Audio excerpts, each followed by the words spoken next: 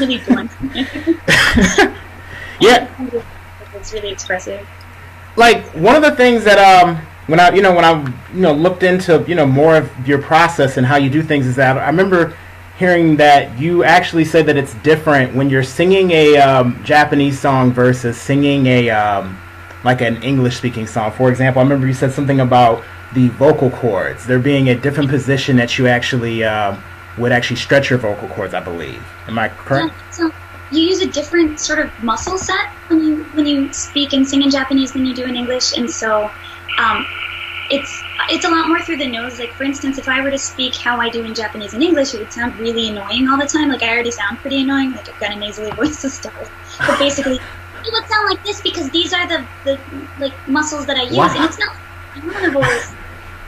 That's actually more comfortable for me now since I spend about 90% of the time in Japanese. But I would actually say that's closer to my natural voice, but in English it sounds really creepy. So I tend to force it down a little bit, or else people get really angry on me too. They're all like, "Why are you putting on a big voice?" And I'm like, "No, I'm not. I'm a voice actress. There is no real voices." Wow, I mean, I don't even know you could do that. Like, just like go that low. Like, I guess because I don't really understand how to use like the vocal cords in my throat. So, like, how you can. I sit around and I think about how to use my voice. So like that's all I do all day. I'm just like, what muscles do this? So like, for instance, if you're doing accents, like a British accent would come out of the back of your neck, which is a weird thing to say. Stay with me. It comes out of like this area, and then American English I feel like comes out of like here. And it's really uncomfortable for me, and it damages my vocal cords much quicker than anything else. So like when I sing Let It Go, I'm like struggling the whole time. It's in my range, but it's different muscles that I'm used to, so by the end I'm like, ugh. But I can sing like, I don't know if you know it, but like Brain Powered in My Dream, which is much louder and much higher, and I can just keep I'm not sure if I'm familiar with that song in particular. Was it like No. how does it say what? I can't do it because it's 11 o'clock in the morning, but it's basically like, in my dream,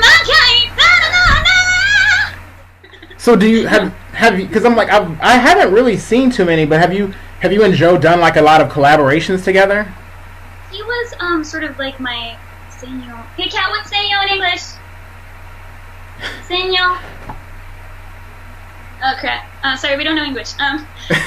You can say it the best you can in Japanese, and I can try to understand. Senor or whatever. He's my he for a while he was sort of my all over sort of producer, songwriter, director. Okay. Exclusive. Thanks, Kat. Sorry, my roommate. Kat, sort of like my exclusive songwriter for a little while because he and I were both in Sony, and we sort of have similar aesthetics when it comes to like he was born and raised in LA, and you know American, and so he wrote some of my songs and they fit me really well, and so we worked with him for my first two original singles, and that was Spinning World and then Nankai Mystery, which was used for Tanto Tinkazu Jikeno. And so he wrote, I think, 5 songs for me, and there's actually a couple more that may exist in the future or may not, depending on what happens. But for now, there are 5, and those 3 of them are on the Spinning World single, and 2 of them are on the Nankai Mystery single. But we worked together quite a bit, and what he liked to do was he was like, "Can you rap?" And I'm like, "I don't know." And he's like, "Cool, where are you songs?" And I'm like, "Oh, okay." Well, do you know the Fresh Prince song? I do know that song. Okay. Which one? Understand or Fresh Prince of Bel-Air? Fresh Prince of Bel-Air, like in West Philadelphia, like that's what I tell everybody. That's the only song I can rap. But no, like he asked me if I could rap, and I honestly didn't know. I was like, I don't know, maybe. Like I talk really fast, so sure, why not? And he's like, cool, I'll write you like 3 rap songs. And that's why there's also rap in Spinning World. Like you can do it, it's fine. And then he's like, oh, I noticed you like making funny voices all the time. Let me write a bunch of those. And I was like, oh, okay, sure. So those are really fun. I really like working with Joe, and hopefully I can continue to work with him in the future. Although we now have to go through a different line of contact. So. Nice. Look. Wow. You know, I don't know. Like, I mean, that has to be like very surreal. I mean, being able to work on, like, of course, producing songs, but not only producing songs, but like being able to do it for, you know, like major albums or even like an anime. Like, I have to before I even get into this, because this is actually what I wanted to start with before, but I kind of, me messing around with the technical stuff kind of got a little jumbled around. Going back into your background. I didn't explain that very well. Oh no, it's fine. You know, I mean, I think you explained it better than I could have explained it. But you know, I know you didn't just start, of course, you know, doing like Naruto Spinning World, which is, you know. You don't start. That takes a lot of like climbing and falling and climbing again. Nobody just goes like, "Here's Naruto." Like, here you go. You know, you get one of the like the top animes. Yeah, that's. But basically, my roots then, I guess. Yeah, like I mean, I know that you grew up and you actually went to then you go to school in Japan for a little bit, and then eventually you actually like of course moved there, and you taught. I'm guessing you taught English because I know. That's what everybody does. Yeah, pretty much. I mean. I'm basic with English. So basically what happened was I grew up in the 90s because I'm surprisingly ancient, and I was like, oh, the only way to get anime directly from the source is to go to Japan. Now you've got like Crunchyroll and stuff. What the heck? I came to Japan and Crunchyroll happened, and I'm like, anyway. So I was like, oh, I have to go to Japan in order to fully experience like my like love of anime. And so like I spent the entirety of my childhood being like, okay, I'm gonna study abroad, and then I'm gonna study abroad again, and then I'm gonna go to Japan as anything I can, and then from there I'm gonna be seeing anime somehow magically. And my dad was like, yeah, you do that. Because my dad, he definitely is supportive, but I don't really think anyone thought it was gonna happen. So they're like they don't want to actually like they don't want to discourage you, but they're just like, okay, you know, we'll see. Yeah, my parents are great. They're like, you can do it. But he of course, like, if I had anything specific, like, I want to study abroad in Japan, he would be like, cool, work a lot of summer jobs and help pay for it, and then we'll consider it. Because, like, I had to show my own sort of determination. And also, it's expensive. So, lots of loans and grants and scholarships. Oh, don't even get me started on that. My dad was basically all like, if you apply for things and if you make it happen to your best ability, I will do whatever I can to help. This is great. And also because it's his fault because dad likes anime. So he was like, that's gotta be awesome. He's like, what, you want to go to Japan? What? I'm like, we've been watching anime since I was born.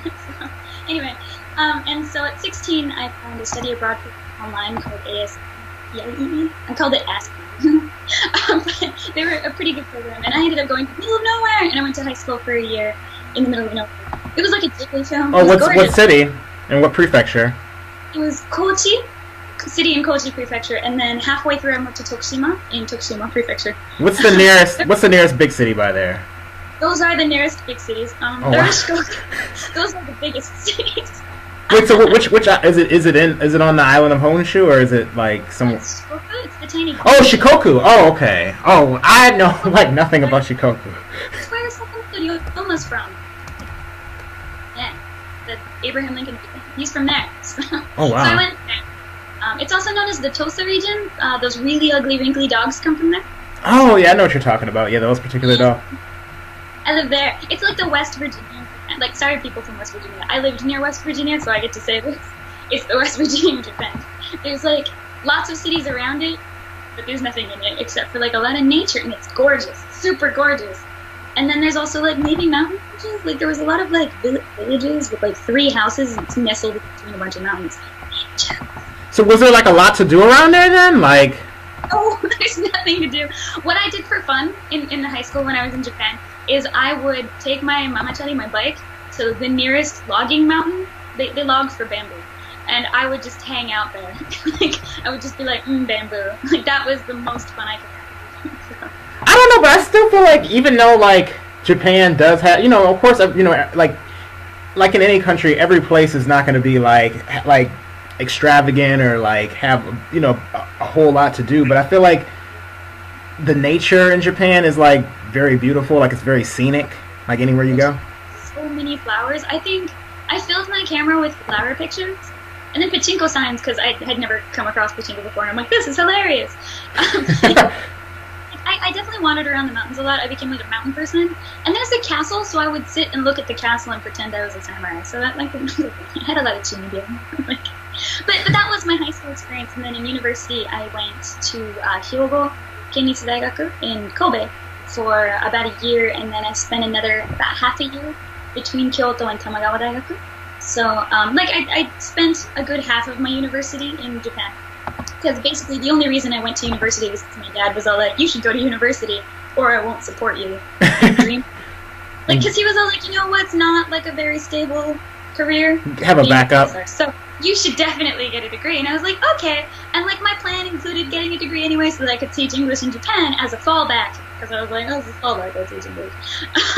So I went to, I got a bunch of scholarships, and I went to a university that allowed me to study abroad in Japan for really most of my schooling. I was able to graduate quickly as well, because I had a lot of credits for MIPI and stuff like that. Basically, my goal was to get to Japan as fast as possible in the safest way possible.